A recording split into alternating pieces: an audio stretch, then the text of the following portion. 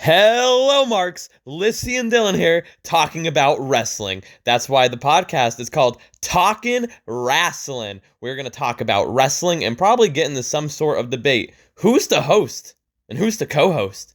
Let's talk wrestling. Yes, welcome to Talkin Wrasslin with Dylan and Lyssie. So, an introduction episode. We'll get into all the meat and potatoes of of what this podcast is going to consist of, but just like in the intro, who's the co-host and who's the host? I'm the host today. We're going to flip-flop every other week and everything. So I'm the host, Lyssie's the co-host. Lyssie, say hi to the people. Hello, Marks. How are you doing today? So might as well just start with basic background stuff on us. So we'll start with you. Give us your first experience, memories, moments in wrestling. Remember the first time you seen wrestling. I mean, the first time watching wrestling, definitely I probably had to have been 5 or 6 years old. I was pretty young, and I have an older brother who was always into it, ever since he was, teeny tiny little baby. Loved wrestling. So it was always on whenever I was home. And, I just ended up sitting down, watching it with him. That kind of transpired into, playing the video games and whatnot. And we have an arena pretty locally that WWE would always come to. So anytime they'd come around, we would always go see the shows and everything. And it was always just really fun. So that's kind of how I got into it. But then as the years went on and as I got older, I got, some shit for it.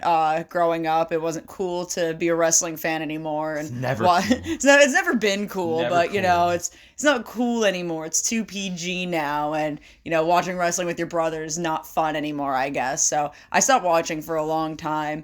And then actually a couple years ago, me and Dylan were at the movie theaters for, what was it, Double or Nothing? I think when they came back from the pandemic. Yeah. When AEW came back from the pandemic. It was the one right after they just came back. Yeah, they came back at Daly's place. We were able to have fans and everything, and they streamed it at the movie theater, and we went, and I was like, holy shit, what the hell have I missed this entire time? Yeah, well, now we're here. we were watching wrestling before that during the pandemic. We started dating, and you got back into wrestling because of me, and we started I had you watching wrestling during the pandemic. But it was boring. It was just one of those. The pandemic was rough. I enjoyed some of it. But it wasn't all terrible, but a lot of the stuff that was gone because we were just watching WWE. We didn't have any access to AEW at the time. We were broke. I think it was when the network was still around, right? We were watching on the network. Yeah, it was right before Peacock. And it was fine. We rewatched some old stuff and whatnot, and then we're watching the newer episodes, and I wasn't able to really get behind it. But then once we saw Double or Nothing, it was oh, this is my promotion. This is the one that I like better. You really enjoyed it. I really, really, really quickly grasped onto AEW. So that's where I say I fell back in love with it. Because no tea, no shade, WWE just didn't do it for me. Do you have any memories of the first time you saw wrestling? Do you remember who was on screen? Or, God, no. I was too young. Favorite childhood wrestler. Favorite childhood wrestlers. I can name a few. Kane was definitely one of the big ones. I used to have gonna be controversial, right? I know, right? Bat. I swear I don't approve of him at the current day, but as a child, I loved him. You like Kane, not Glenn Jacobs. Yeah, which my parents should have known something was wrong with me at that point because I had this pink ass bedroom and I just had this massive poster of Kane up on my wall. I always loved Batista. Batista was my guy. I loved him so much. Of course, Rey Mysterio, Edge. Edge is still to this day one of my very favorite wrestlers, and he will always have a special place in my heart. And Lita was my gay awakening. So, we kind of... and of course the Hardys. The Hardys were the start of my tag team love. But, Do you remember, I don't know, going to shows as a kid? I don't remember too much. My memory has depleted very poorly in the past few years of my life. So really, I don't remember a whole hell of a lot before the age of 12, if I'm being straight up. But what I do remember knowing is the fact that when Raw or SmackDown or whichever one it was came to the arena, and Vince McMahon's limo exploded. I didn't go to that show. That was the one fucking show we didn't go to, and I was so like, It's okay. I'm so mad about it now. I wasn't at that show either. But we went to every single one. Oh, and I guess along to tag on to that, my Aunt Lisa used to live down in Florida, and we would go down every single year, and every year we would go down, we would end up at Universal, and we would always go see TNA at the Universal Studios thing. My brother got a high five from AJ Styles. That was really cool. He was so excited about it. Like, and mind you, we're young. I would too. Like, we are so young at this point. Like, I don't remember specifically, but we're talking like elementary school. And my brother was like losing his mind over it. And he was like, I'm not washing this hand. I'm not washing this hand. But like, as like a child's voice. If you think about it, like, like us as kids, like, the WWE side, it was like John Cena, Batista, like those were like, and Rey Mysterio. Those were like the guys that like everyone, like all the kids liked. Mm-hmm. TNA, it was like AJ Styles. Well, dude, because AJ Styles wasn't always as great. You know what I mean? Like, I loved watching AJ Styles in TNA. Like, I loved him, but you know, my opinions have differed as the years gone on. Do you have any like wild experiences throughout like your years of watching wrestling? What do you mean by that? Like, I don't know, like shows that stick out to you, matches that you see in live, like meeting people. Well, I mean, we could definitely go off on my little tangent of meeting people. I'll stick right now with, I mean, that can be a whole episode. Yeah, watching shows. I don't really, you know, like on TV, I don't really have a whole hell of a lot of like memories with it. Like, you know, it's just always me and my brother and like my dad and whatnot watching it and everything. However, I will say the one that like always sticks out to me from live shows was recently when we went to an AEW show and we got to see Hangman and Lance Archer in that Texas death match. That was so cool. Yeah. That was so good. And like that was probably one of my favorite matches seeing live ever, honestly, because I love both of them so much. And like that match was just brutal as hell. Brutal as hell. Like, that was good. We saw a lot of good matches live. Yeah, once we get in the meat, it'll become a shock of like a recent match that sticks out to me. And then when we explain the meat and potatoes of this whole thing, meat and potatoes, people are going to be shocked by why I like this match. But I think like that's pretty much all for you. Like, I mean, look, I could go off on every single person that I love, and we can turn this into a 4-hour just me sitting here talking about the wrestlers that I love, but I don't think that's necessarily fair to you. I mean, make my job easier. You just have to sit here and nod and agree. Exactly. That's what Actually, you don't have to agree. That's the whole point of the show. Yeah, that's what I've been doing for the past 10 minutes. Hey! That's what you've been doing for the past 4 years. Yeah. Anyway, I guess we'll turn it to me now. Yeah, how about you answer some of these questions you've thrown my way, Mr. Hostman. Oh boy. So, wait, what do we start with? Like, just like first like time. How you started getting into wrestling? Your first memories with wrestling and all that fun stuff from your childhood that you've repressed over the years. Oh man, now I gotta dig deep. I want to say I was about like maybe 5 or 6 around that age, like the typical age. Whatever. Typical wrestling age. I mean, I've been told like there was times I would be watching it with my dad when I was like a baby and would play like the video games like with the controller unplugged as he was playing. But I've been told that, so I believe that too. But like I don't remember that. That was years ago. Smoked a lot of weed in my day. Things you don't remember don't count as real. Yeah. But probably like the first time I remember seeing it, maybe like flipping through like the channels or something on my SpongeBob TV. I used to have a SpongeBob TV. Fun fact. That's I had a Hello fact. Kitty one. There you go. And I remember seeing John Cena, and I remember seeing Rey Mysterio and that's how it pretty much just started.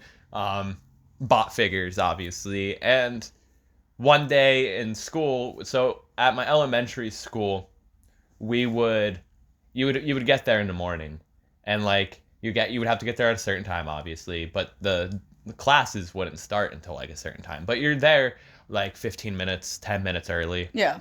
So you have to wait outside the classroom with all the kids. Mm-hmm. And there's like teachers and everything watching and everything, but like kids would either be doing, I don't know, homework. I don't know if Boo. I don't remember if there was homework in elementary school. There definitely was. There was. At least okay. where I went, there was. Yeah, no, there was. So like, I'm sure kids would be doing homework or like reading a book. I would bring my wrestling figures and would sit there and play with my wrestling figures. And like all the classes are like right next to each other, but like you're sitting against the wall with your class. Yeah. And it was like, it wasn't like the first day of school. Like you didn't want to be weird and bring the wrestlers on the first day of school. Well, I mean, that says you. I mean, I was bringing Pokemon cards, but I mean, I don't give a fuck anymore. I'd bring wrestlers on the first day of work now. Yeah. Honestly, Yeah. I don't care. I'm surprised you haven't yet. Me either.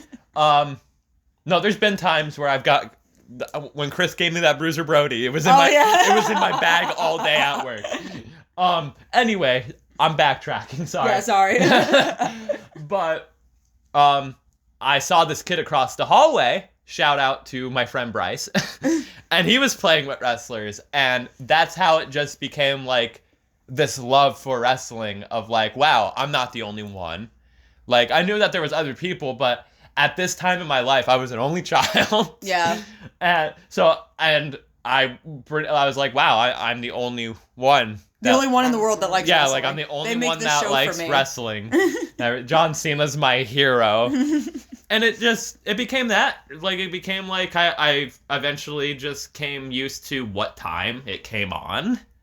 And at that time, Rob would come on at 9 o'clock, and I would have to fight my mom constantly. Oh, yeah, I forgot how late it used to come on. Like, I would have to fight, like, sometimes be like, can I just watch the first 15 minutes or something? Like, I would hit, and, like, when there was a pay-per-view, and, like, she didn't want to order the pay-per-view, sorry, Mom, if you're listening to this, if she didn't want to order the pay-per-views, I would have my uncle write down the results and give them to me on a piece of paper. So I was still, I was caught up. I was in the IWC at the age of 5.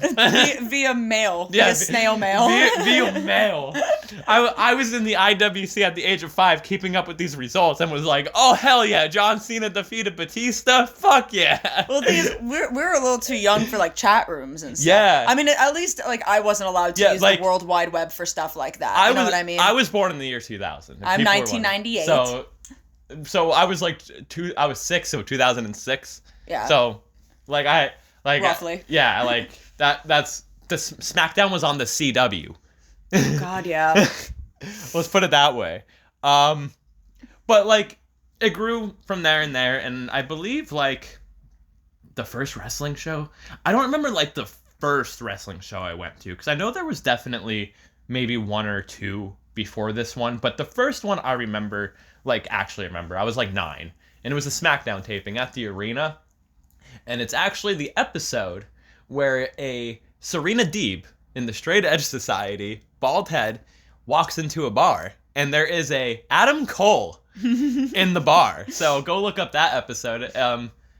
Rey Mysterio was on that episode. Wasn't Cole like 19? Yeah, he was like 19. Yeah, he was playing an extra. And it was like the Punk was wearing the mask at the time. Punk had his arm was hurt. I just remember being bummed out about that. I was like, damn, like I'm going to see CM Punk, but his arm's hurt. So I was like, damn. I'm going to see him with his broken arm. Yeah. I got to see him cut a promo, but I remember being hyped.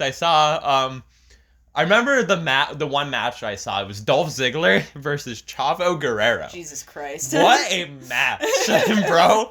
What a match.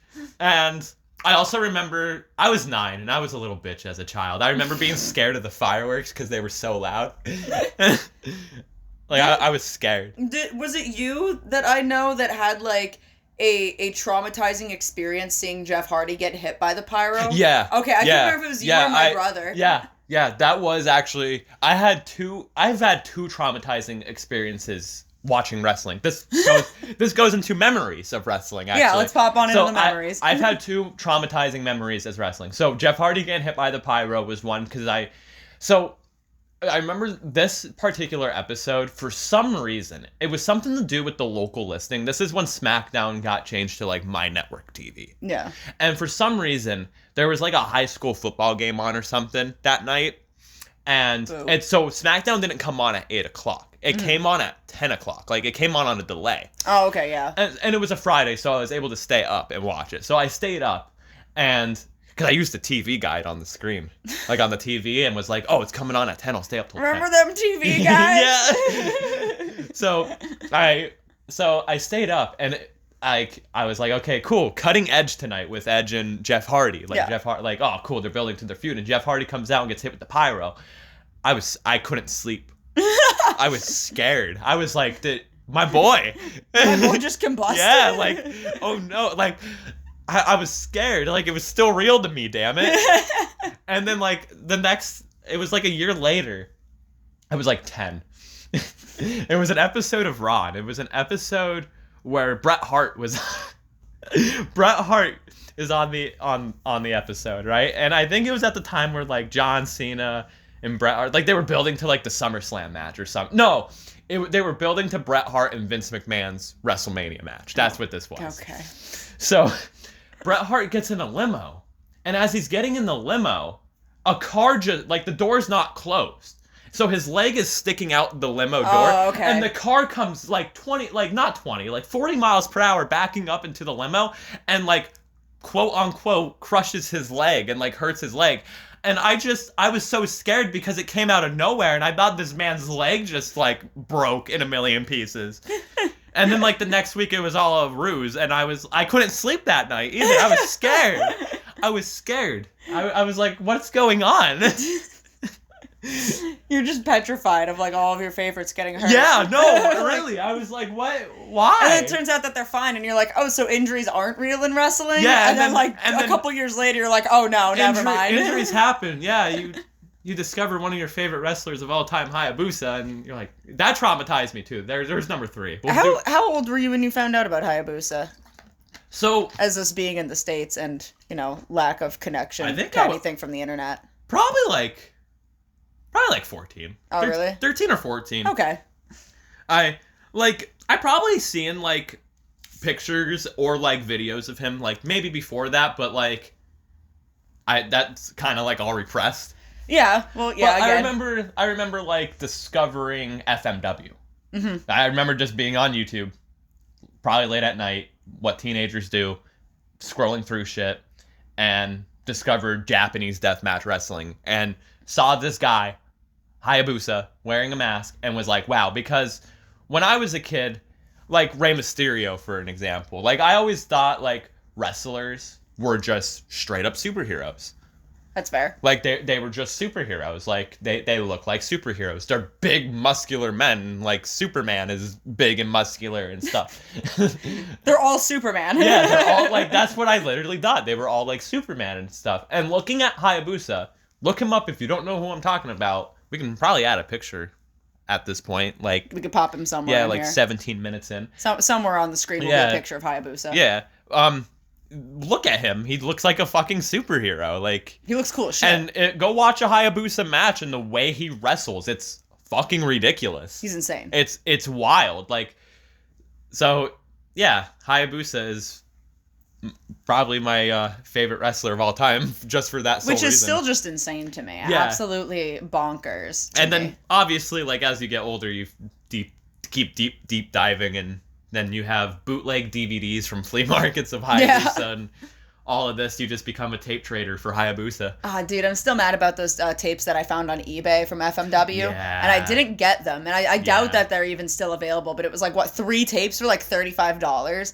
And I'm like, I'd honestly be terrified, though, to put these into, like, a VHS player. Because it's going to eat them. My holy grail I have is actually right in that mess of DVDs right on top. I refuse to put it in the PlayStation. But it's a... What is it? It's a Hayabusa shoot interview. Oh, okay. And I just know... you can't read much of it. It's all in Japanese. And I'm sure it's... No captions. Yeah, I'm sure it's no captions. No captions. But I will never play it on DVD. Just in case. Just in case. Just in case something happens to it. Well, I know the one FMW... DVD I have, I tried putting it in the PlayStation. It didn't play. It didn't play because it was like just it like. Was it a bootleg or was it from Japan? I have to change like the UPN or whatever. Yeah, I would say if it's from Japan, I know there's been times that I've ordered. This pissed me off so bad as a kid. I'm really into anime, and I think it was a Cardcaptor Sakura box set. Like it was all the seasons, and I bought it from Japan. because I was like, you couldn't get DVD, like you couldn't get anime DVDs at this time, and if you did, they were from FYE, and they were like $300 fucking dollars for a box set. It was ridiculous, and as like a 12-year-old, you weren't gonna pay that. So I imported it from Japan, and come to find out, there was some sort of like essentially what's the word I'm looking for? Like you weren't able to use Japanese DVDs in an American DVD player, kind of like how with region locking. They were region locked. That's what. And it I was was so mad, dude, and I could not watch it. And I was like, this is actually the worst thing that's ever happened to me as a 12-year-old. Like, this is terrible. I can find literally that one. We'll get back into this in a second. I can find that show on YouTube, but man, watching it on like DVD just hits just different. Owning it, you know what I mean? It's like having the physical copy of it. Oh, I think it was like $10, but like, bro, it was an FM. Like I think I spent like $50 on DVDs the one time I went to like this flea market, hometown or whatever. Yeah. But anyway, so through the years, I was always that kid that I always loved wrestling, and like sometimes you got like during my teen adolescence, there'd be times where it's like it would drift off a little bit, but it would never like fully like disappear. Like can't relate. Like I would go like months without watching it, but like with the day and age of social media at that time, I would see stuff and you'd like be catching up on it. I'd stay like in the loop of things and whatnot. I remember like the one time it was like a big joke. Like I was such a John Cena mark, and when he joined the Nexus, I like stopped watching for a little bit. And it was and everyone just joked and was like, it's because John Cena joined the Nexus. But I would keep in the loop and everything and whatnot. And like now, like, I mean, you can confirm, like, I think wrestling's on all the time. For the most part, like, unless you're like, we have to watch the playoffs and we're not watching Collision. Right now. Even though I just went through my whole day at work and all I'm thinking about is watching Collision. I have no idea when this is airing. Or like when we're going to put this up on YouTube. But the Detroit Lions and Tampa Bay Buccaneers are playing right now. We're watching it as we're filming. Fun fact. Yeah, well, it's on mute, but it doesn't really matter. It's on mute. But then and like I guess like this goes with memories, like you become a backyard wrestler. Oh god. God. Like we can go more in the depth of that later on in like future episodes, but like you become a backyard wrestler, you backyard wrestle with your friends, you think you're all of that and everything, and then you attempt to go to pro wrestling school. That's another story for another time. It lasts a couple of months. You gave it a try, and now you're here doing this podcast just like every other retired wrestler does. So here I am. You claim yourself as a retired wrestler? I claim myself as a retired wrestler. What the hell am I? You're my Brian Last and my Jim Cornette. For the fact. Oh God. For the fact. At least I'm Brian. I'm a Jim Cornette guy. I like Jim. I do. I love listening to his podcast, but I promise on here I will not like go off like good old Jim. I am not as much of a Jim Cornette fan. I disagree with 99% of what he says. I respect Jim Cornette for what he has done in the wrestling business. Like, I will sit there and say that he is definitely on the Mount Rushmore of managers. Yeah, I could see that. Lyssie literally spent money on the Midnight Express figures for me. I spent so much fucking money on those things. And they look great. And also got me another Jim Cornette figure signed that says, thank you, fuck you, bye. Yeah, that's the really cool thing that like I'll give the props to on his website, and I'm hoping it's still the same now and I'm not false advertising for this man's website. No, it still is. But when you buy a figure, you can get like a free, like it's signed for free and have him write down whatever you want. And I was half tempted, but I didn't because like, you know, I feel like this is kind of selfish of me to do this, but I was half tempted to have him write something on there of being like, so sorry that you have to live with a Young Bucks fan. Or just tell him, hey, can you just write me something about Vince Russo on here? But then the box would show up just covered in scribbles. And I don't know, it would have taken away from it or not. That's a perfect segue into our next thing here of what this podcast will be. But before we like really get into that, we have to start with our opinions on wrestling so everyone can understand how this podcast is going to be. So, Lyssie, how about you start with, like, what's your opinions on wrestling? What are your likes and dislikes, pretty much? I feel like realistically, there's not a whole hell of a lot that I dislike. There is just things that I prefer. And I know that sounds That's stupid. fair. Yeah, no, that's fair. But like I really like predominantly all wrestling. There's really I thought not. you were gonna say all friends wrestling. I love all friends wrestling specifically.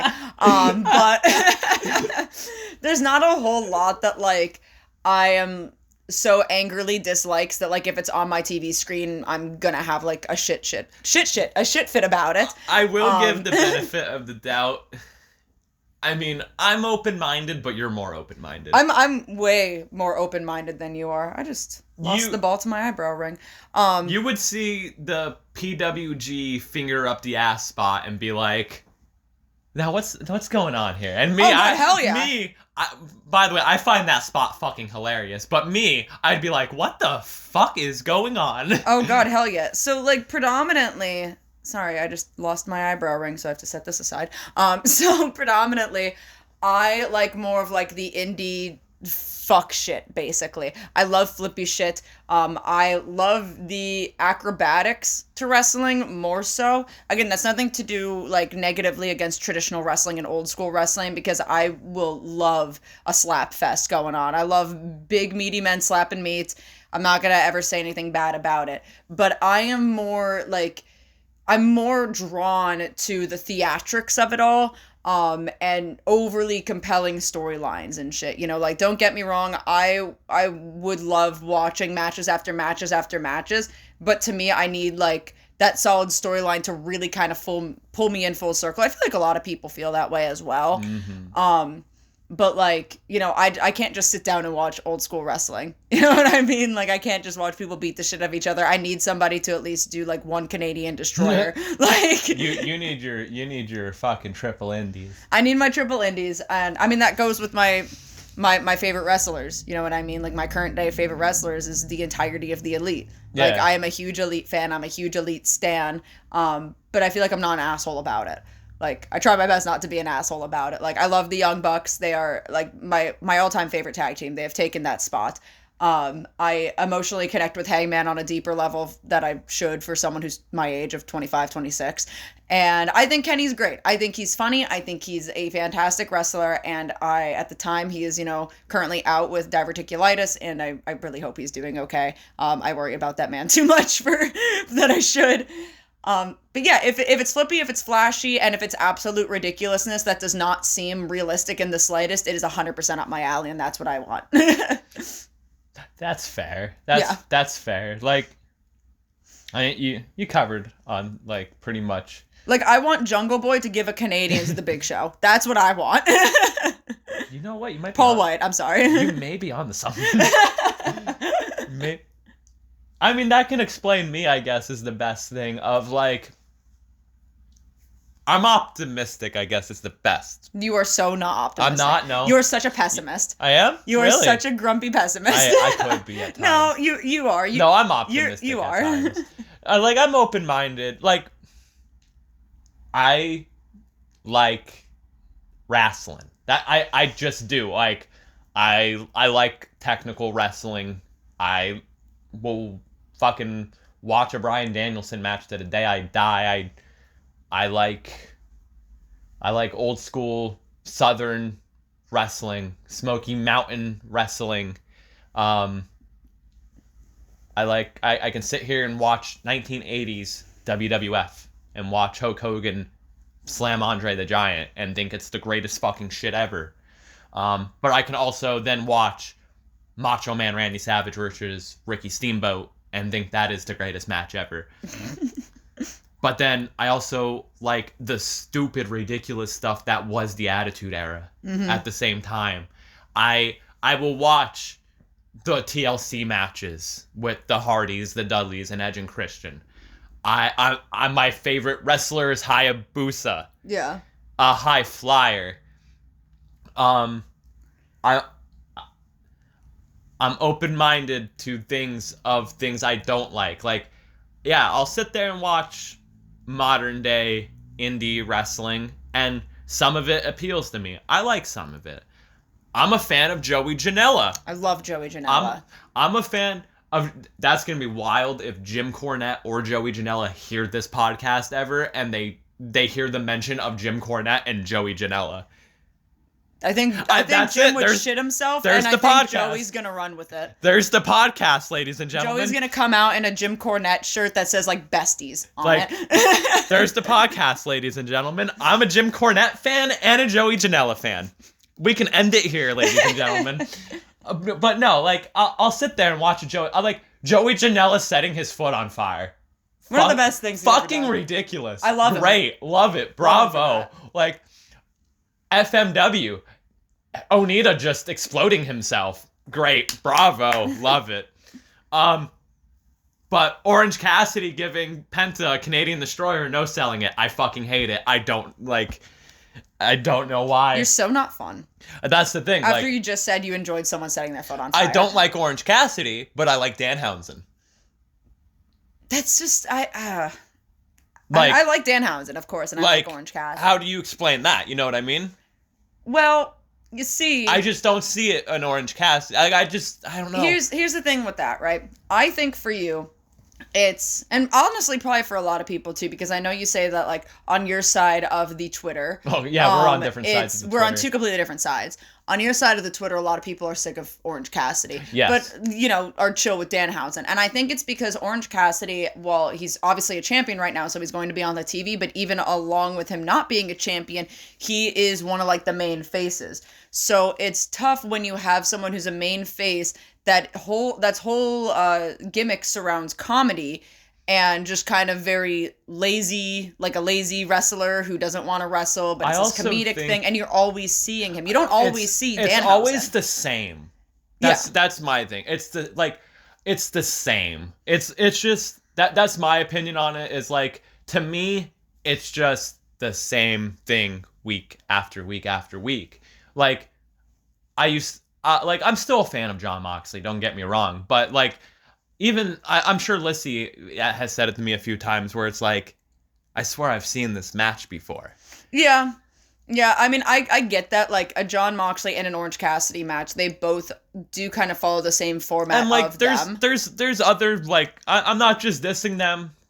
Like, I don't know who the fuck's gonna listen to this. I'm not just dissing them. John Cena did it too. See, that's the big issue that I have with WWE. Hulk Hogan did it too. Is when you fall into this, and you can kind of see it a little bit if we're even going to continue with Jon Moxley and Orange Cassidy, is like when you're falling into WWE and you're like the face or like the big names, you fall to the five moves of doom, basically. I mean, and that sucks because it's boring, and because you have these wrestlers that up until this point have shown versatility and have shown like other things that they can do, and now they're restricted to this very like limited kind of boring move set, and it's not fun to watch. Like I said the other day to you, WWE feels like whenever there's shows on, it's, oh, we're just trying to get to the big event, because they kill it with pay-per-views. Yeah. They always kill it with pay-per-views, but their actual shows are just the beach episodes in anime. Well, they're filler. Like, actually, no, that's a disrespect to beach episodes. I'm so sorry. Also, the way it is, they have the stars, like the draws, just go out there and talk. Yeah. And like, you see a Gunther wrestle or a Chad Gable wrestle. At least they have Cody with the Shinsuke thing. You have the Cody wrestling. Should have been over, but like, I understand they're saving Punk for the Rumble. Which, why? But like, why? Just have him wrestle. Yeah. People want to. I get it. I get it to have him show up at the Rumble and the big. I mean, it would have been nice to have like a match on Raw or something. But yeah, like, I mean, he comes in, right, and he's talking his shit. He's running his CM Punk mouth as he always does, not derogatory meaning. Like, he's just running his stupid mouth. Like, why doesn't someone just come up and like sock him, and then we get even not a match, just like an in-ring brawl or something. Maybe Punk and Cody will do that this week. Maybe. I mean, he's just been running around showing up and just talking shit, and like, I get it, but like, I want him to do something. I understand. They're just building to the Rumble, but like, I mean, like, going back to like people having same matches, I will be a critic of myself of when I used to wrestle. I did that. Yeah. I did that when I broke my foot, and after I came back, all my matches played off of, hey, work my foot. And I'm gonna take my kick pad off and give you a shining wizard because that was my finish to the back of the head with the foot that you were working on. Yeah. And, yeah. Like, I'm not gonna lie. Like, I noticed that. I was like, the one day I went back and was watching some of the matches from like that era. Yeah. And I was like, bro, every fucking match, I was just telling these fucks to work my foot. Dylan, you fell into the 5 moves of doom. I really did. That one match, the one match I had like this past year before I injured my arm. I'm not gonna mention names on here, but you'll know the one where I fucked him up, and I was just doing the same move. Yeah. I just kept doing. Yeah. I did Hogan's You're whole like, comeback. I fucked him up. Like you haven't like just But yeah, I know who you're talking about. Yeah, that was the best way to put it. Yeah. Is I fucked him up. But I did the whole Hogan comeback. Yeah. I did the whole Hogan thing. Oh my god. I remember him being like, so what are we doing? I'd be like, all right, we're gonna do this, this, and this, and then you're gonna start punching me, and I'm gonna do the whole Hogan comeback, and we're going home. I hit him with the BFT or whatever. Not that. The Dirty Deeds, the original one. The headlock driver. Okay, yeah. And then I hit him with the stroke. and then I hit him with, I think I ended it with the frog splash. Oh god.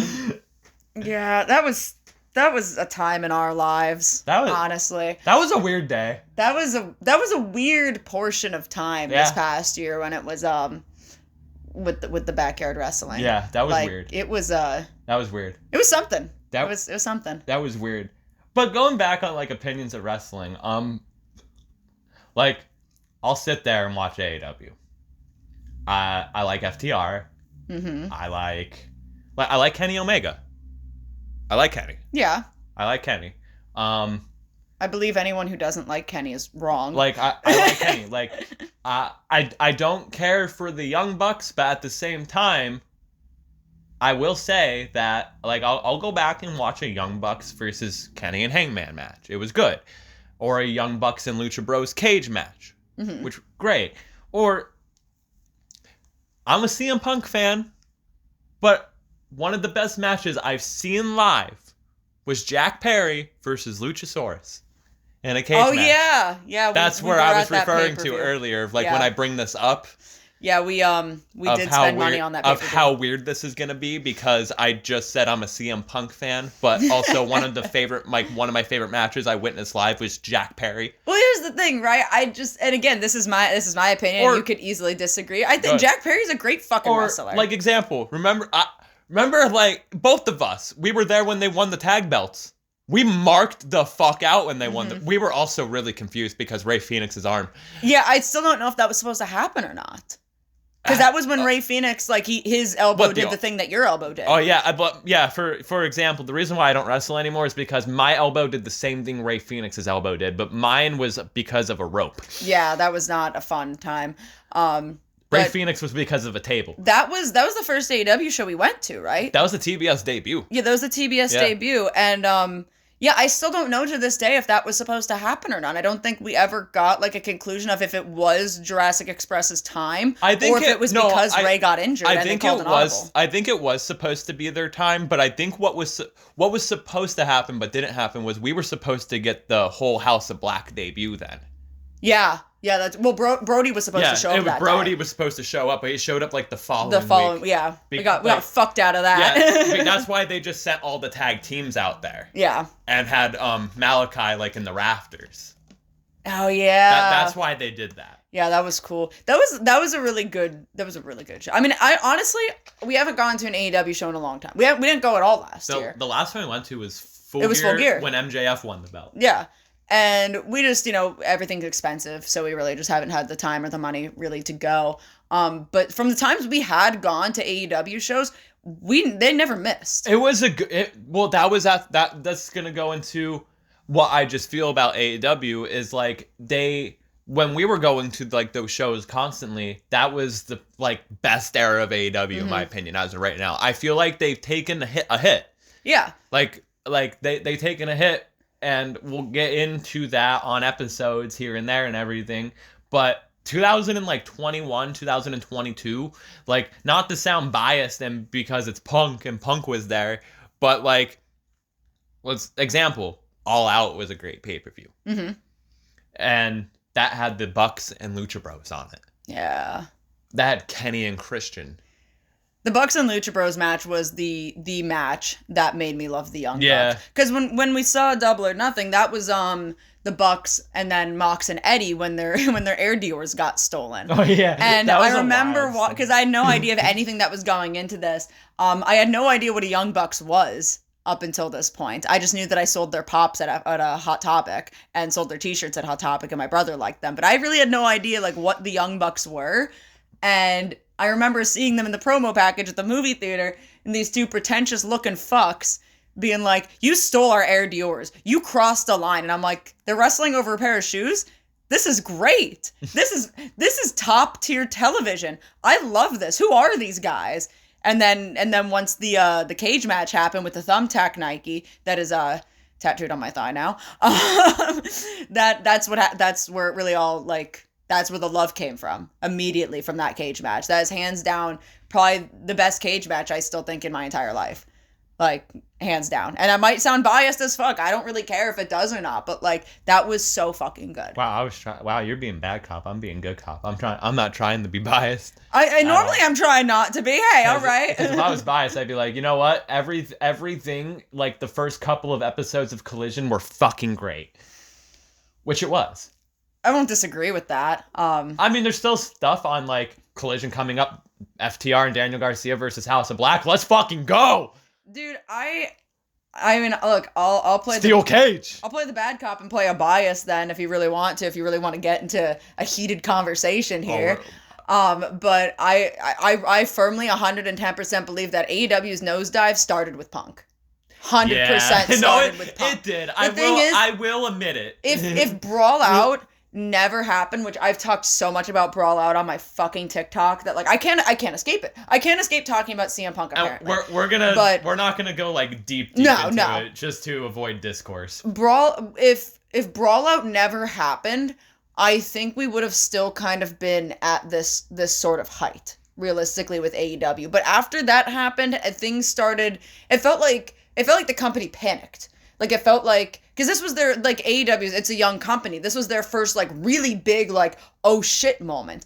And they handled it poorly, and ever since they handled it poorly, things have just kind of gotten muddy.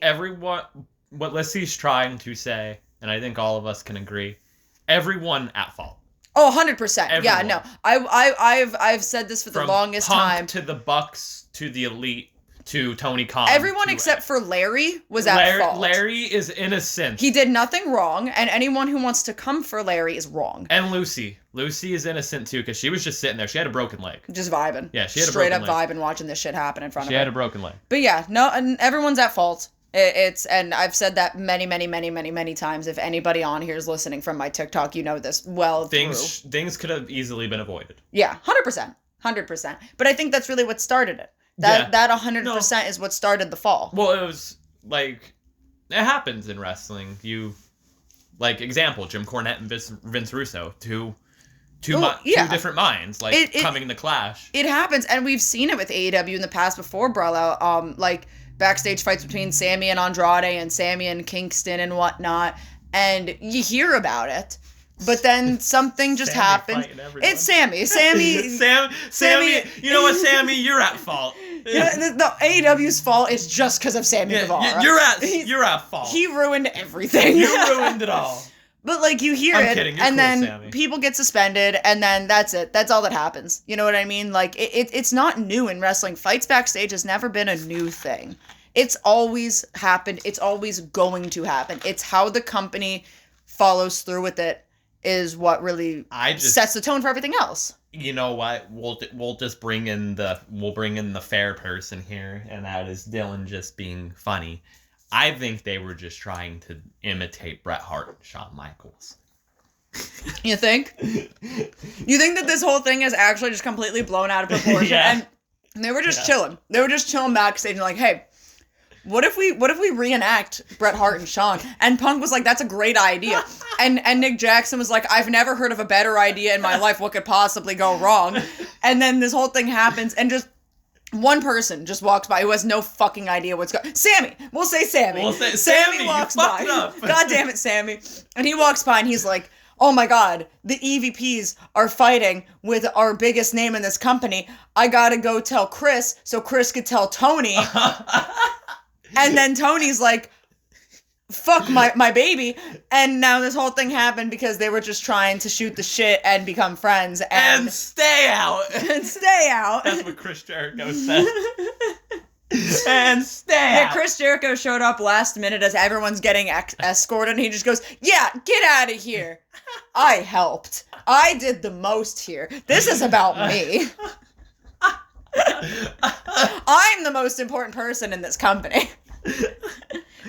What the fuck, man? We were so off topic. What the hell were we talking about? I mean, we were kind of segueing into, like, what... It's still good to segue into it, because we're still on the topic of it. But, like, explain what this podcast will be. Oh. Pretty much. Of, like... It's literally a CM Punk fan and an Elite fan. Yeah. Doing a fucking podcast. So, like, it might seem like right now we're agreeing on a good chunk of things, and we're having a good time laughing and whatnot. I mean, I'm not going to sit here and say that we're going to get into a fist fight and start hollering and screaming at each other because, well, I mean, we've been dating for 4 years. We've been living together for most of those 4 years. You know, we've been around each other for a long time, but within that time frame, you know, we talk about wrestling every single day. Like, I guarantee you there is not a day that goes by that we don't talk about wrestling. But we both have extremely different viewpoints. Very different viewpoints, very different likes, very different dislikes, and whatnot. So basically, and there's a lot of similarities. There's a lot of similarities, as we've just seen from this conversation and how it's gone. Yeah. But primarily, this whole thing is just going to be us discussing wrestling, things that are going on in the news, things that go on episodes, and we're going to be talking about it from each of our point of views and kind of see if there's any sort of middle ground between us or if we are on two completely different ends of the earths. Because I think it's entertaining. I think we have some pretty solid conversations. It is. Like, it's like there's going to be times we agree. There's going to be times, more than likely, we disagree. We're going to talk about current stuff wrestling, AEW, WWE, TNA, GCW if we catch it, Ring of Honor if we watch it, New Japan. Like, we'll keep up with, like, the wrestling news because we're both, like, pretty active on Twitter, just keeping up with shit and everything. So, like, something gets brought, like, we see something, we'll talk about it. And again, our Twitters are very different. Yeah, Twitters like, are very different. We watch an episode of Raw or AEW or whatever. We'll talk about what we saw on there that we like. We probably won't, like, review, like, the whole episode unless we think, like, the episode is completely good. But, like, I don't think anyone wants to sit here and listen to us review a 3-hour episode of Raw. I don't want to sit through a 3-hour episode of Raw. It's tough. It's tough. I don't. The thing is, I'll come home. It's tough, man. Well, actually, no, it's on Mondays. I'm off Mondays. But I'll be home, and you'll eventually put on Raw. And, you know, I'll just sit here on my phone scrolling on TikTok, and then someone shows up that I like, and I'm, like, peeking up. Yeah, that's usually like, what I do. Like, I don't really watch it. It's just, it's too much, and it's bland, and it's boring. It's just hard to watch a 3-hour Raw. Yeah, no, it's hard for me to watch anything with WWE to begin with. But also, at the same time, it's hard for me to watch a 1-hour episode of Rampage at times. The time slot doesn't help. The time slot's horrible. The time slot is so fucking bad. But, like... Or, like, I haven't watched Collision in the past, like, 2 fucking weeks. Well, that's because of football. Because of playoff football. Yeah, that's because of football. That's not necessarily anything else to do with it. But, I mean, I would love to be watching Rampage more if you put it on. I thought about putting it on this past Friday just to watch the Hardy and Allen match. But, like, it got spoiled for me on Twitter. Yeah. So I saw what happened, and I was just like, oh, okay. Jeff is turning heel. Like, all right, cool. But yeah, that's pretty much what this podcast is going to be. Like, when, like, there's a pay-per-view, like, we'll talk about the whole pay-per-view because we'll fucking just make that an episode dedicated to the pay-per-view, and we just, like, talk about it because we like, no matter what it is, like, we watch it unless it's, like, a really, like, I'm not watching this like, why am I watching this Saudi We Arabia watch it show? unless we say I'm not watching it. Like, I don't really watch the Crown Jewel shows unless there's something that appeals to me on there. I think we've had the Crown Jewel shows on at work a handful of times. Yeah, you're usually working when they're on. Yeah, because Mark likes to watch them. Shout out to Mark. He likes to watch Marky Mark and the Funky Bunch. Marky Mark and the Funky Bunch.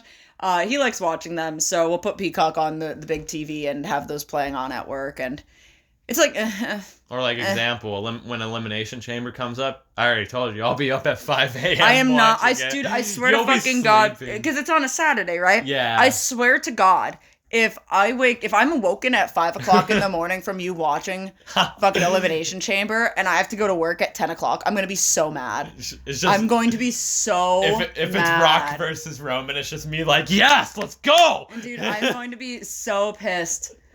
Like, I'm gonna banish you to the living room. You're like, you're watching it in there. Take your shit. Get over there. Give me the bed. I'm done. I'm just happy it's on a weekend, so I don't have to like stream it at work when I'm trying to watch Wrestle Kingdom. I so would have rather stream it at work if it was on at like 11 or something. You know, that's. But the thing is, I mean, I can't sit here and bitch about it because it's over in Australia and our time zones are completely fucking different. It's like gonna be like 7 p.m. there. Yeah, so it's like it's normal time for Australia. It's just not normal time for us, which, you know, it is what it is. But you got to appeal to the wrestling fans around the world. It's our turn to learn to struggle because I see we make everybody else struggle. I see all the like United Kingdom people always complaining like, oh fuck, this pay-per-view's going on until midnight. Yeah. At like local standard time. And then there it's like it comes on at like midnight there or something. You know what I mean? Like it's insane. I know my one friend on Twitter, he's over there and he's like, yeah, no, the pay-per-view starts at like 1 o'clock here in the morning, and I don't really want to stay up till 6 a.m. It's our turn to learn the struggle of having to watch it at such a random time. But the thing is, I'm interested to see, like, this is one thing we're not going to talk about on this podcast because it's fucking pointless. It's fucking stupid. I fucking hate it when it pops up on Twitter. I don't even like talking about it. Ratings. Oh God, yeah. We're not going to talk about. We will never discuss the ratings. It's fucking pointless and stupid. But I am interested to see if like how many people are going to watch it live. Yeah. At like 5 a.m. Or like how many people are going to like, because it's on Peacock, so you can watch it at fucking 12. Yeah. You can watch it the next day. Yeah.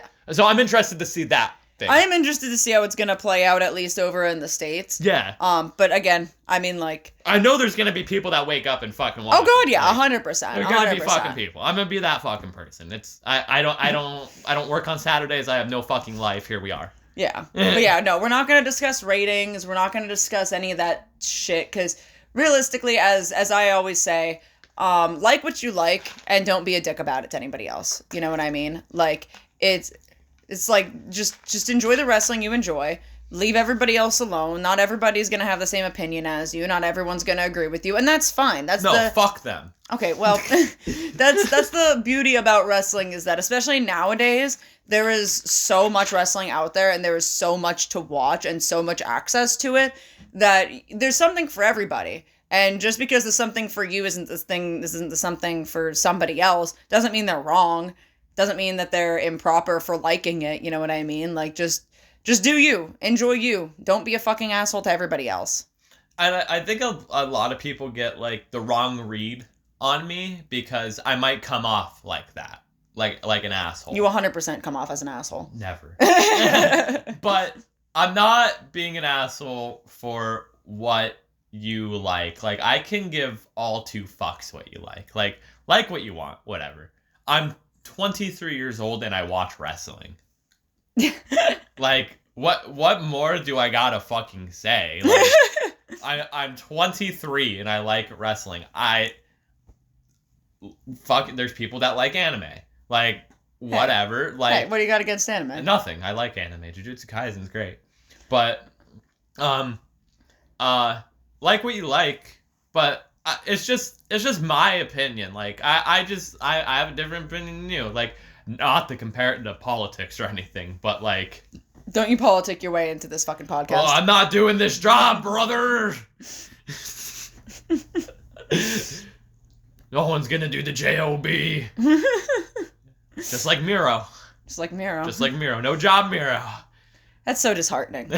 That's so disheartening. I don't know if that's true or not, but that's what I read. Rumor has it. That's what I read, and I find it kind of funny. The Bird app says. I do find it kind of funny, not gonna lie. But, like, I have my likes and I have my dislikes, but, like, I'm not gonna be like, fuck you, Lyssie, you shouldn't like the Young Bucks. Like, if you like the Young Bucks, okay. That is such a lie. Okay, like, you, like, whatever, but, like, you have, I like CM Punk, fuck you. Yeah, and fuck you, Dylan, you shouldn't like CM Punk. The thing is, I like CM Punk. Yeah. It's not that I don't like CM Punk, I just like the Young Bucks more. Like, you know, that's like, right. CM Punk was another going a little bit further back to one of the wrestlers I loved when I was younger. You know what I mean? I thought he was so cool. And I always also, you know, fell in love with, like, the spooky alternative-y type style and everything. And, you know, he was one of the faces there that was alternative. And I was like, damn, this dude's fucking cool. I like him. And I always liked him. I just think he might be turning into old man yelling at cloud a little bit. But, you know, it is what it is. My best fondest memory. Fondest. I've told you this story before. My best fondest memory of CM Punk is when he was feuding with Jeff Hardy, and I'm watching it, and CM Punk's cutting this promo on Jeff Hardy, how he's a druggie, he's an alcoholic, and everything. I'm sitting there, I'm like 9. I'm just sitting there, and my dad just sees it and goes, "What the fuck is this fucking idiot talking about?" Your dad walking into the room with a beer and be like, this bozo. Yeah, he probably had a beer. Yeah, what the fuck is this dumb fuck talking about? I just remember, like, that is such a fond memory I have. Your dad is great. Like, your dad is a riot. I love him. My dad's wild. What the fuck is this idiot talking about? He's just chewing out Jeff Hardy's ass about being a druggie and an alcoholic, and my dad's just like, what the fuck? And I think I remember, like, saying to him, oh, he's straight edge or whatever, because, like, he would always mention it in his promos that he's straight edge. Didn't know what it meant at the time. It was just like, oh, he's straight edge, just thinking, like, that's the opposite of what Jeff Hardy is, which... Yeah, I was right. At the time, especially. As a 9-year-old, I had a pretty high IQ. Your dad's just like, you know what, I'm rolling a blunt, and just walks outside. Probably. Love my dad. Your dad's great. But, yeah, that's such a fond memory of CM Punk that I once had. But, yeah, like we said, that's pretty much going to be, like, the moral point of, like, these episodes. Like, we just wanted to do, like, a nice introduction part of this episode, like, of the episode, to, like, give you guys a background on, like, where my mind frame is at on things and where Lyssie's mind frame is at on her side of things, and how we are gonna meet in the middle on things, maybe and disagree on a lot of things, definitely a lot, but also just have fun and talk about wrestling. Yeah, I think it's a little, like, I mean, look, I don't listen to podcasts a whole hell of a lot. I catch them on occasion. I'm the podcast listener here. It seems like there is a lot of podcasts where it's two people on the same side. You know what I mean? There is a lot, yeah. And the or one... like, one, I've noticed too, there a lot of two on the same side, but also one is way more optimistic than the other. Yeah. Where it's like, the one will just start going off about, like, oh, fuck this company, like, fuck this, and then the host is like trying to bring it back in, and they're clearly, like, struggling. Well, the thing that, like, because there are nights where, you know, Dylan puts on YouTube to fall asleep, and there's a lot of times where I'm just sitting on my phone trying to watch my own YouTube videos. He's gonna hate us from episode 1. And fucking Jim Cornette, I love you, Jim, pops up, like, a YouTube video of his podcast will pop up, and there's just a 6-hour fucking video it's just, like, of Jim Cornette talking. And, you know, I for the most part, I'm not listening to it. I'm trying to watch my own YouTube videos, and he could just be yelling off to a cloud on his own No, land. he's yelling about the car that landed on his fence. Yeah, it's probably the car that landed on his fence. I love but you, Jim. There is occasions where I'll catch what they're talking about, and there'll be times where Jim and Brian are not necessarily going at it, they're not arguing with each other, but they're disagreeing on something. Yeah. And I'll, like, stop. They do disagree on things. It's funny. Yeah, I'll stop, like, what I'm watching. Like, I'll pause my video, or I'll more so tune in to what the hell's going on TV, because I find that a lot more interesting. And I mean, again, I do agree with Brian a lot more than I do with Jim. So 9 times out of 10, I'm on Brian's side. But it's just interesting to hear them go back and forth, especially when they are so normally, like, on the same page about things. And that's why I also think it would be interesting for us to go back and forth. It's like a 90%, 10% split. And just so not one error. Wow. You're good at talking. I am. I'm great. You're doing a great job. I'm great at this podcasting. Just so one group of people aren't pissed off. One of my favorite recent moments in podcasting history is the Dave Meltzer Brian Alvarez debacle about overruns on YouTube TV, because that was fucking funny as shit. They bicker like a married couple. Yeah, they were like, I thought they were about to break up. I don't listen to their podcasts because we won't try to get into strong opinions. That is so untrue. I don't like Dave Meltzer. Let's just put it that way. We'll be nice about it. I don't like him. I disagree with him. But that's the most I will say about Dave Meltzer things. We're not going to fucking review star ratings. But I just had to go. I saw people on Twitter like laughing about it. And I was like, what the fuck is this? And I listened to it. And it's just the funniest shit that they are bickering back and forth about overruns on YouTube TV. That's not my job! I don't mean to steal your shit, Brian Lass. Sorry. You're great, too. Everything's great. He's the great Brian Lass. He's the great Brian Lass. We're not going to do the Jim Cornette things. Ding! If I can go one day in my life without hearing Jim Cornette on my TV, I would be so happy. I'm more so upset that Wrestling with Regret isn't on my TV at night, and I don't get to hear Brock Lesnar versus Goldberg at 3 a.m. every single night. Because, my God, I don't know why it was just that episode. And from a dead sleep. The algorithm on my YouTube is fucking insane. Where, like, I will fall asleep to, like, I don't know, a random NFL video. And next thing you know, there's a goddamn car on my fucking fence. I don't know how it happens. I really don't. But, you know, if I wake up at 3 a.m. to Brian Zane screaming, I'd be a lot happier of a person. Just saying. Goddamn.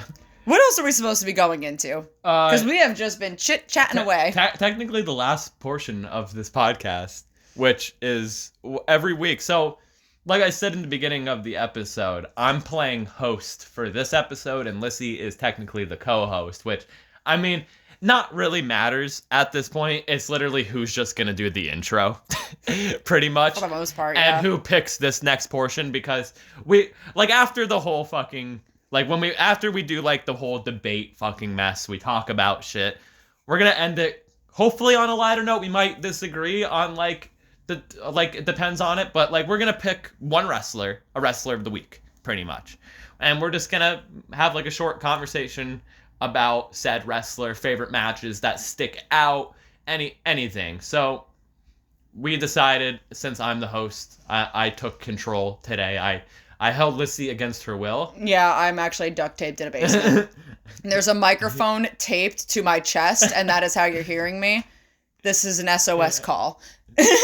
She's joking. I am joking. 100% joking. But I'm sitting next to Dylan. He is also duct taped in a basement. Yes. It was pretty much just, Dylan's done this before. Yeah, I have no idea what the hell to do. Dylan's done this before, so he can help steer me in the right direction. So I'm playing host today, so I guess I'll be the host on, like, odd episodes, unless you'll be the host on even episodes.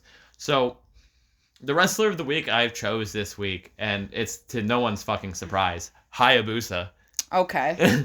See, the thing is, even as long as I've been dating you, I feel like I don't know a whole hell of a lot about Hayabusa aside from he got paralyzed and you don't watch much Hayabusa. I don't. I just hear like you rant and rave, but praise him. I praise all him. the time. I will praise and this I'm really unfamiliar with a lot of his work, which is unfortunate because I do love Japanese wrestling. I actually just found like a really cool like 20-minute video the other night on YouTube. It was the one night like a couple nights ago. I couldn't fucking sleep. I went to bed, but I couldn't like. I woke up and had a shit, and then I couldn't sleep afterwards for some reason. We're also gonna talk about the shit of the week. that probably was the shit of the week, but because it woke me up, and I stayed up for like another hour or so. But I found like this 20-minute video. I'll have to show it to you, and it goes through like Hayabusa's career and everything, and like how he started off and everything. Like Hayabusa debuted at the Battle of the Super Juniors in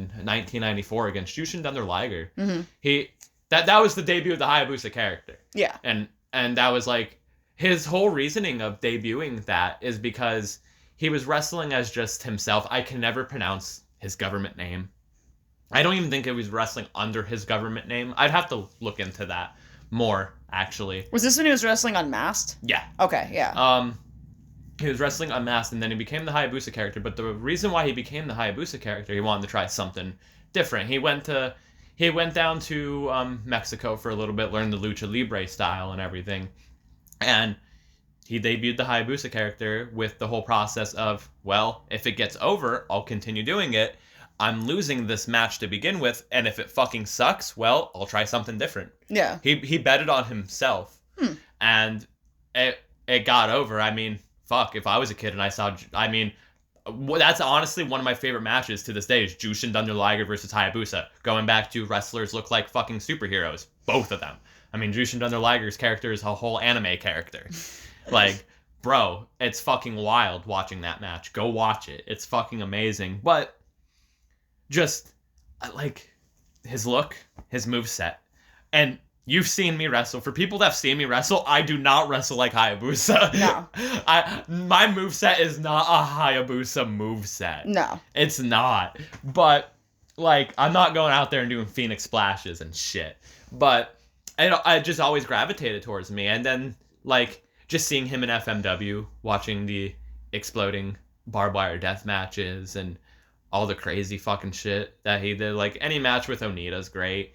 Him versus Mike Awesome's great. Him versus Masato Tanaka is great. Like, anything Hayabusa does, I don't fucking care, was great. You only know, like, a little bit from the FMW Dark Side of the Ring episode. Yeah, only a little bit. Like, when they cut, like, because he, like, Onita, like, left FMW, and Hayabusa was the ace. He was the guy in FMW. Like, he was the reason why FMW... If anything was to happen to Hayabusa, FMW is dead. And that's what literally happened. Yeah. That is what literally happened. Like, that's the best... It's fucked up and sad. But that is quite literally just what happened. That's literally what FMW was relying on, was just Hayabusa. Like, he was the guy. He didn't need to be the champion. He just needed to be at the shows. He just needed to be there. Yeah. He just needed to be there in a match doing his fucking shit. And that's what everyone enjoyed. And then that fateful night just, man, it still fucks me up, like, every once in a while, like, those videos of, like, worst sports injuries show up. And, like, it's on there, and it's like, fuck, man. Because, like, it's just, it's like, he done that, and, like... He was young, He was young. He's done that move millions of times. And, I mean, how many times, like, if, like, Chris Jericho's the best example, he does the lion salt. Oh, God, How many times do, like, when we're watching a Jericho match, and I'm like, ugh! Like, it just scares me every time. Because that image just plays in my head of, like, not him just not rotating. Yeah. And, like, fuck, man. Like, it just sucks. Like, he was, like, at the height of his career, and it just fell like that, literally. And I mean, like, it goes with just saying, like, just in general, like, anything in the blink of an eye could happen. Yeah. You know what I mean? Like, and especially in wrestling, literally anything could happen at any given time. Oh, and, trust like, me. It could even just necessarily be something that's no fault of anyone's. Yeah. You know what I mean? Like, it's just shit fucking happens. And, I don't know. It's so unfortunate because he was young, and it kind of, like, I don't want to say it's like a what if situation because he was like the guy, you know what I mean? But like, but it's like what if that never happened? What if that never happened? You know, and like where would he be? How would he like? How would things have transpired and whatnot? And it's just so sad. It's so disheartening. Yeah, you know what I mean? I think like a lot of people know about Hayabusa. Yeah, but like imagine if that never happened. How many more people would know about Hayabusa? Oh God, yeah. Like I'm sure. How old would he be now? I'm gonna look that up. Give me 1 second. Let's see. Talk to the people about Hayabusa. I don't know enough about Hayabusa to talk about. I can say actually talk about like stuff that you've seen. Well, I was just gonna say that Dylan did request me to draw a picture of Hayabusa for him. And I did, and it came out really nice. And I will say he is a very fun person to draw because of like his mask and his like his outfits, his gear, and everything like that. So I had a very fun time drawing Hayabusa, and I gladly would draw him some more. So Dylan, if you would like more pictures of him, just let me know because he was fun. He was a very fun person to draw. And also this has nothing to really do with anything, but follows along a tweet that I had seen, that someone mentioned of like all these masked characters, like always are just extremely like well-looking, attractive people. Yeah. And I was shook when I saw a picture of him unmasked. I was like, oh my God, he's so cute. Well, like what the fuck? After he wrestled, by the way, Hayabusa would be 55 years old today. How old was he? He passed away. 47. Holy shit. Yeah, 47. I didn't know he was that young when he passed away. So, but going back, Hayabusa, there was a time, I always forget the fucking full story. I need to look into it. I don't think he lost a mask match. I think he just decided to unmask and he wrestled as H. Yeah. And he wrestled someone dressed up as Hayabusa before and stuff. But like, so he has wrestled unmasked before, like well known as Hayabusa. But going back to what I was saying about Hayabusa's age and everything, makes me wonder, like, maybe we would have seen it like with the whole like AEW Japan romance. Yeah. Like what we would see. It's very possible. He would have been a good fit, in my opinion. Like I wouldn't mind seeing Hayabusa. I'm sure he wouldn't have been doing the shit that he did in 1996. I don't know if I'd necessarily disagree with that though, because it kind of goes back to the conversation that we tend to have a lot is like Japanese wrestlers, they wrestle until they're done. Yeah, you know, like, that is true. And by done, I mean like unfortunately either passing away or they physically can't do it anymore. Very few, it seems, really actually get to just retire and do it like, you know, however they and the thing is like, again, I don't live in Japan. I'm not 100% sure why that is. I'm sure it just has something to do with the culture because a lot of these wrestlers start really, really, really young too. I think Giant Baba I think it was Giant Baba, like not to disrespect anyone or anything. God rest your soul. But I think he wrestled like literally a week before he died. Mm-hmm. Misawa died in the ring. Yeah. Hayabusa got paralyzed. We speaking on recent stuff, Kota Ibushi. Yeah. Yeah, oh my God, yeah, Kota. I mean, and I know he's not Japanese, and I know, like, it's not really, like, I mean, none of these injuries are anyone's fault, but, like, diverticulitis. Yeah, it's, like, I really thought you were about to say that Kota was not Japanese. I'm like, what the fuck are you talking about? Kenny Omega, like, yes. I know the whole thing that he has wasn't, like, his fault. Yeah. Or anything, but, like, I mean, Kenny was fucking wrestling with vertigo. Well, I think, like, even though Kenny he's not Japanese, he's not from Japan, like, he's from Canada, but I think because of his love for Japan and its culture, and especially its wrestling, like, I feel like he takes a lot of that with stride with his wrestling. Like, Kenny is definitely, like, look, if he retires after he comes back from diverticulitis, which, I mean, I don't really think is the way it's gonna go, because he's insane, but we never really know. I would honestly be a little bit surprised if he did, but with him wrestling with vertigo and a hernia and shit, like, I think it's just that same type of thing that in Japan is just like, I don't want to say the love for the game, but it's like ingrained in you. You know what I mean? Yeah. I mean, I definitely 100% could see, unfortunately, something like that happening with Kenny, where he's just wrestling till he's 80 years old until like he passes like a week or two after his last match. You know what I mean? But I could also see that for Bryan Danielson, But he's Brian. He's not going to be a full-time wrestler anymore. Brian, if you somehow listen to this, you worry me, mister. Brian Danielson, and I mean this with the absolute most love in my body because I love Brian Danielson. He's a fucking psychopath. He is a psychopath. And you know what? I appreciate it because he puts on a great fucking show for the fans all the time. And you know that he just loves wrestling. He loves wrestling so much. Yeah. But he is insane. He is absolutely insane. But, yeah, I mean, I guess that really covers, like, Hayabusa. Like, I just really like him. Yeah, I mean, that's fair. I mean, I don't blame you on that at all. From what I have seen of him and his matches, like, I mean, he's just absolutely phenomenal. You know what I mean? Yeah. Like, again, it is just one of those things where I just don't know a whole hell of a lot about him, and I haven't seen a whole hell of a lot. But I know who he is. I know, unfortunately, what had happened. And, you know, I've seen his matches from what you've shown me. And even just, like, highlights and stuff on Twitter and Facebook and whatnot. Yeah. Absolutely phenomenal, and just unfortunately gone too soon, and unfortunately his career ended way too fucking soon. Like, one thing, like, being a Hayabusa fan and everything, it is a good, like, heartfelt moment. Like, at least he got to, like, walk again. Yeah. Like, that's what at least, like, is good about it. And, like, he became an ambassador for, I think, like, some Japanese promotion and everything. I don't know. I don't know the name. I think I have to rewatch. I was, like, falling asleep when I was watching this. I think, like, half the time I put on YouTube videos just to add to my history. Yeah. Just so I can go back and watch it later. So I wasn't fully watching it. I just know it's like a 20-minute Hayabusa video, and it's like his career and everything. Because the one I was watching before that was like the Onita story and everything. So, and it just led me into the Hayabusa one.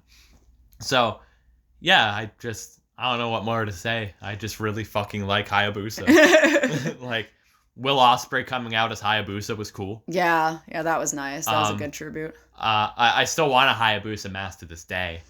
Like, that would just be nice. You'll get one eventually. I fucking will. I want a Super Dragon mask too. You have like what, one Hayabusa figure? Oh yeah, I only have one Hayabusa figure.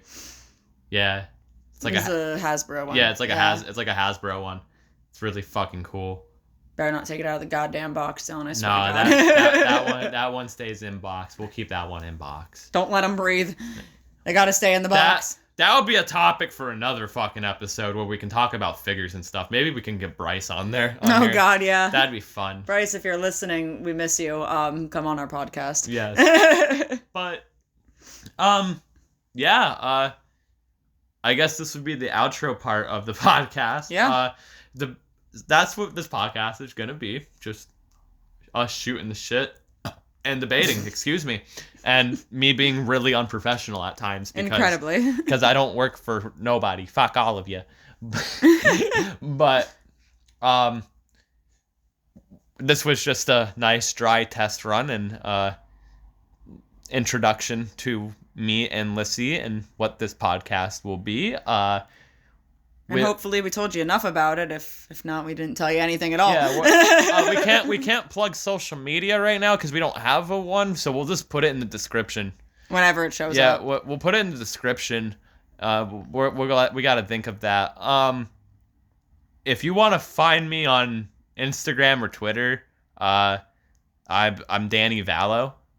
I don't know if you really want to find me on Twitter. I'm not going to, like, tell you how to find me on Twitter. You can find me on Twitter, but I get wild on Twitter. His Twitter's terrible. I get wild on terrible. Twitter. I get wild on Twitter. You'll know it's me after this fucking episode, which is the funny shit. Yeah. That's the funny thing. But I block people on Twitter a lot because I just don't, like, when you see my bio and it just says the ICW is filled or the IWC is filled with dumb people, you just know it's going to be a shit show. I try not to get too crazy, but at times I do. You definitely do. I do. But Lyssie, where can people find you? If you want to find me on Twitter, my username is Lung, LUNG_TAR, TAR. I'm about to go do that after this podcast. If you want to go follow me on TikTok, My username is long, LUNG, _Bucks, BUCKS. You fucking Mark. Hey, look, I thought it was a funny pun. And, you know, a lot of people on TikTok... What is my Instagram? A lot of people on TikTok, you know, will come for me whenever I try and talk about the Young Bucks. And they're like, the Young Bucks suck. And I'm like, you are responding to somebody whose name is Lung Bucks. It is a pun, and it is a play on their name. What are you doing, bud? My Instagram is Danny, DANI. Like Danny Filth, _line, Valo, VALO, _line.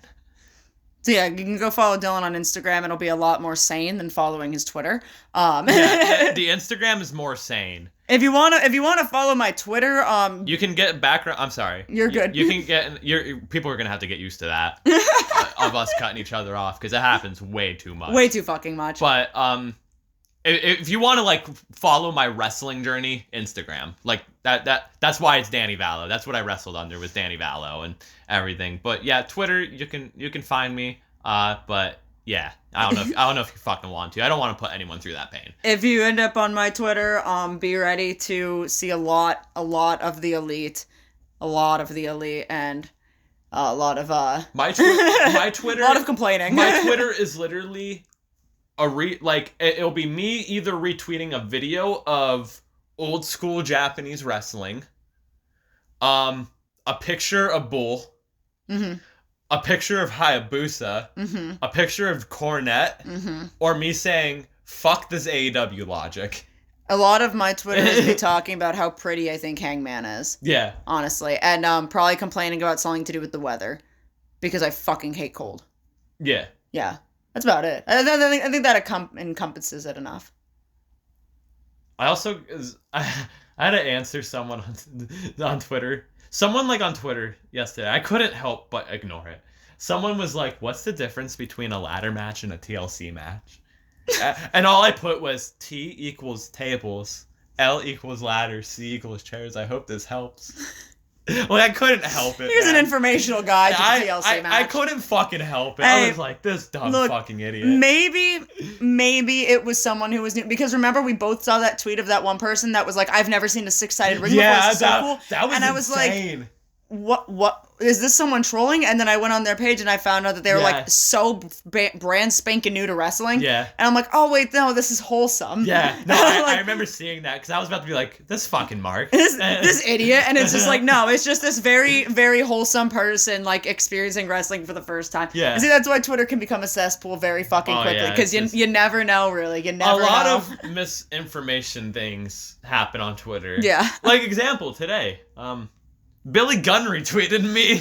Oh yeah. Because I just asked a simple question. I'm not gonna get into the whole thing, but I asked a simple question and he answered it nicely and everything. And I thanked him and I the way I came off maybe was a little bit trollish, but I didn't mean it trollish. I was just kind of questioning the booking. And was like, how does that make sense? And I wasn't expecting him to fucking respond. And you're just talking to avoid. Yeah, I thought I was just talking to avoid just fucking being an internet troll. And he responded to me, and I was like, who the fuck is this motherfucker responding to me? And I was like, because his name's not Billy Gunn on Twitter. It's Kip Sop or whatever, his actual name or something. And I was like, oh my god, this is Billy Gunn. And I was just like, well, thank you, Billy, for answering me, but whatever,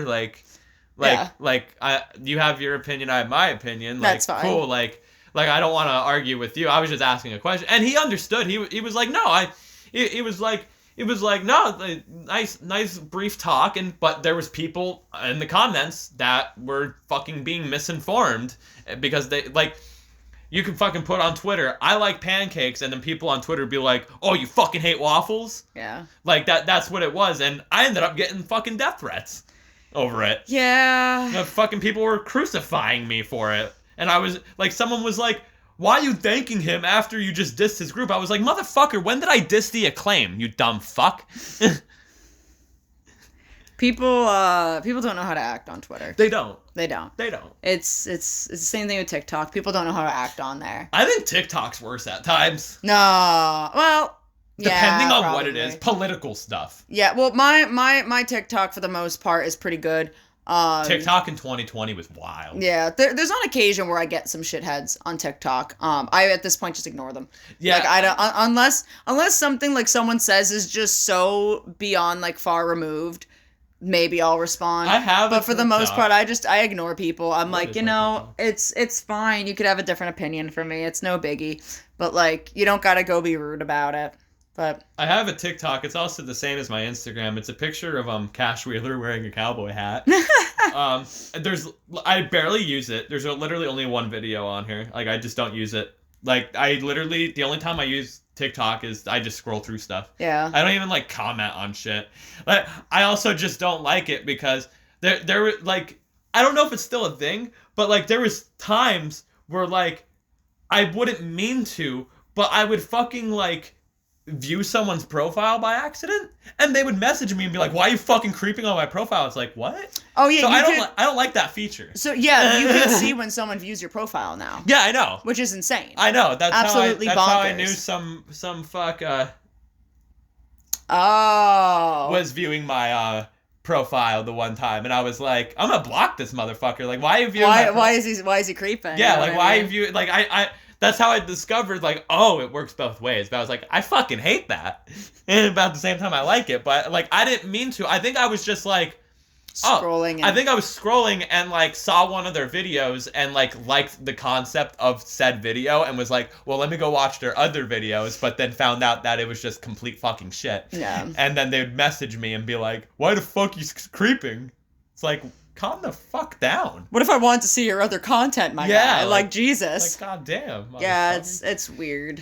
It's a weird concept, but like, yeah, I mean, it's good to know that like I can see if any people that I don't want viewing my stuff is ending up viewing my stuff. But most of the people that I know that I like know in real life that I don't want to see my content is already blocked. Like I found them and blocked them already. Yeah, that's. And I'm like, stay away from me, please. I like, got the typical fucks that are blocked. Yeah, I don't need to know about what they're doing, and they don't need to know about what I'm doing, and what I'm doing is really a whole hell of a lot of nothing. But they don't need to be up in my business. Yeah, exactly. They're all fucked. I don't know. I was gonna try to end it on like a nice big bang, but it didn't. That's not a big bang. Nope. That was a terrible ending. I'm a horrible podcaster. You were doing so bad at this. I'm bad. This show is garbage already. This is the worst decision we ever made. Yeah, this is fucking horrible. Jim Cornette's gonna hate us. All the podcasters are gonna hate us. Who else? I want Jim Cornette to listen to us so I could debate him. Who? Oh my god. I firmly believe. I firmly believe that if I was Imagine able, if we were able to get him on. Oh god. look, if I was able to debate with Jim Cornette, I firmly believe I would turn him into a Young Buck stan. Oh no. Hands down. Let's see. Hands down, putting it out there Stop. in the world. People are gonna fucking clip that now. They're gonna clip that and send it to him. That's all jokes, Jim. No. That's all jokes, Jim. Oh no, listen. Unless you're for real, but I'd be the coordinator of this debate. I would just stand here and be like, well, Jim, you would turn on me so fast. You would turn on me so fucking fast. I tried to reel it back in at one point and be like, Jim, tell us about the car landing on your fence. I tried to reel it in at least. For context, going back on it just really quick. The reason why I respect Jim Cornette is because you wouldn't have had a John Cena or a Batista or a Brock Lesnar without Jim Cornette. There's a lot of really big names. There's a lot. That I'm just covering would have never covering existed three without basic him. ones. Whatever existed without him. Yeah. Like, again, it goes back to what I always say of like, you could respect people for what they've done in the business and still not like them. Yes. You know, like there's a lot of people that I respect what they do that I just don't like them as wrestlers. Yes. You know, and or as people in general. And it is what it is. You know, you could have it both ways. You don't have to just like automatically, because you don't like somebody, just discredit everything else that they did, because if you discredit everything else that they did, there's a lot of things that would have been completely different in the wrestling industry that we wouldn't have today. Again, I'll throw it out there as I always do. You can hate the Young Bucks all you want, but if they didn't start AEW, if they weren't a part of starting AEW, we would have been stuck in the same cesspool of whatever the fuck was going on with WWE back in 2018, 2019, and they would have never had like a strong enough competition to really make them want to change their ways and make their wrestling better. You know, again, you can hate AEW, you can hate the Young Bucks, but without it, we would have all been bored. Yeah, and I'm sure we're gonna more than me than you are gonna end up saying this in every episode. I don't want AEW to die. I don't want it to not be a thing or anything. AEW in the wrestling world is great. It's great for them. It's great for WWE. It's great for fucking AAA. It's great for CMLL. It's great for It's great for all of the wrestling, because that is one other place that a wrestler can go and hone their craft. And also, competition. I'm not going to fucking have a debate with you or anyone and be like, is it competition or not? That's up for debate. Is AEW and WWE competition? Like, Yeah. that is up for debate. I'm not going to sit here and say it is or it isn't. Well, I'm just going to say, the best way I can put it is competition, in air quotes, is good in wrestling because it makes both wrestling products good. Better. Yeah. It makes them both good because one wrestling product sees another wrestling product doing good, so they got to bust their asses equally. That is the best way to fucking put it. Yeah. No, 100%. And again, without AEW being there, I don't think WWE would be doing as good as it is now. Yes. I really don't. But I'm not going to lie. I do miss the good old days when you had all the territory guys owning their own territories. And Dylan, you weren't alive for the territory I days. know. But, you were not alive for it. You can't miss it. You weren't there. Watching it now, goddammit. You weren't there for it. But I saw a tweet the other day, and it was like a picture of all like the territory owners, like the bookers and promoters, and it was the day of the whole like Tony Khan, Eric Bischoff fucking debacle, right? And I fucking saw a tweet, and it said something along the lines of, these guys were under the same umbrella because they were the NWA, but you had like Georgia Championship Wrestling or Championship Wrestling from Florida. Like, you had the different bookers and promoters. They're under the same umbrella, and these motherfuckers are taking a picture. They're gonna act fake as fuck to each other, act nice, but they're gonna try to end each other. And I find that funny. Like, I'm a Paul Heyman guy, for an example. Yes, I found it, the Dana White gift. I find it extremely fucked up and unprofessional, but funny, what Tony Khan did. Yeah. I find what Paul Heyman did back in the day extremely fucked up and unprofessional and funny, though.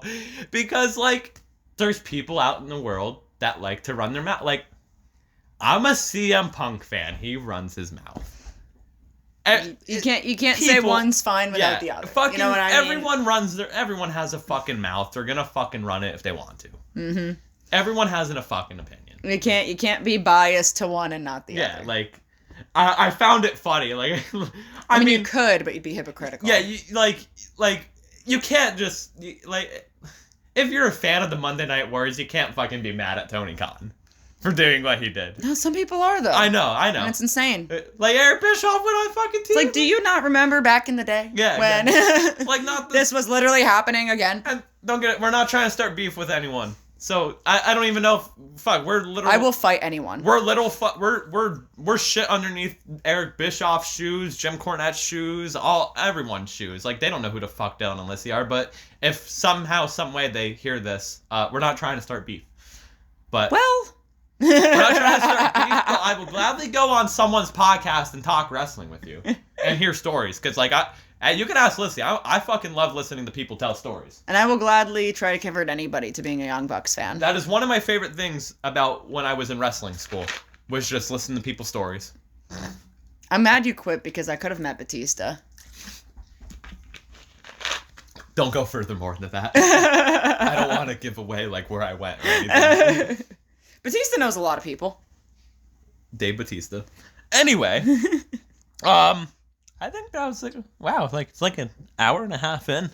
All right. We went on longer than I thought. I thought this was gonna be like, I thought we were gonna go like maybe like 45 minutes just covering. No, Dylan, we get sidetracked very easily. No, we did. That's a big thing. I smoke a lot of weed.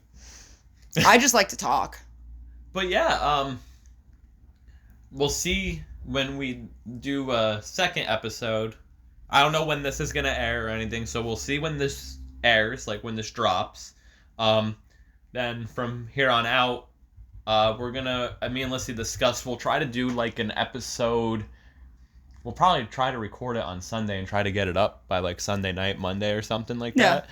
But we'll try to get it up like at the end of the week where like we watch, like if we watch Raw or Dynamite or Collision or SmackDown or something, like we'll try to end of the week and try to wrap everything in. Same with when there's like a pay-per-view, you just might have to wait a couple of days. We'll keep everyone updated and everything, and like I said, I think our next order of business is thinking of social media and stuff, so we can post the links in the description on the YouTube here. Yeah.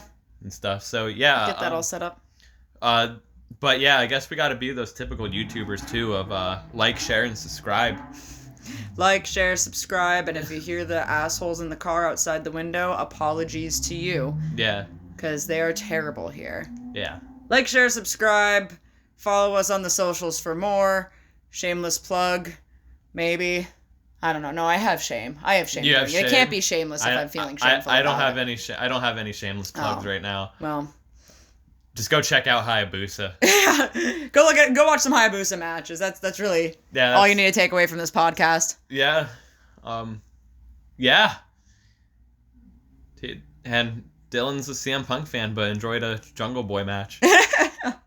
Real glass. Go cry me a river. All right. I think that's a good way to end it. Yeah. Like, share, and subscribe. And thanks for listening. Yeah, thanks for listening. We'll see you next time. We'll see how many people we piss off. Yeah, probably too many. Bye. Goodbye.